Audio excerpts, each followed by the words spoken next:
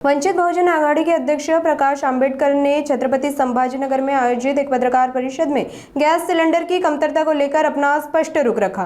Gas cylinder की कमी को लेकर आंबेडकर ने भाजपा सरकार पर तीखा तंज कसा। जनता ने भाजपा को सत्ता दी, भाजपा ने गैस नहीं दे रही, इसलिए अब सत्ताधारी सरकार जनता को सुबह दोपहर शाम भोजन दे। ऐसा आंदोलन जनता को भाजपा के खिलाफ शुरू करने की बात भी आंबेडकर ने कही। आगे आंबेडकर ने 23 मार्च को राष्ट्रीय स्वयंसेवक संघ के नागपूर मुख्यालय पर मोर्चा निकालने की पुष्टि की।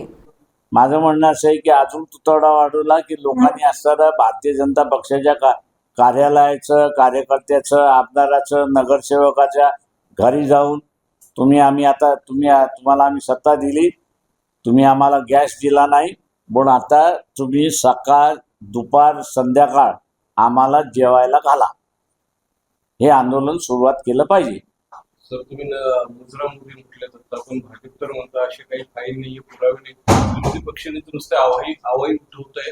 हो ना, म्हणूनच असणारा अमेरिकेला इशाऱ्यावरती नाचतात आहेत। तेल कधी खरायचं, कधी ती करायचं असेल तर करतो, बंद करायचं असेल तर बंद करतो। अजून काय पुरावा पाहिजे? मुद्रामध्ये म्हटलं त्यानंतर तेवढं डान्सिंग क्वीन आहे म्हणतात। हो, डान्सिंग क्वीन आहे ना,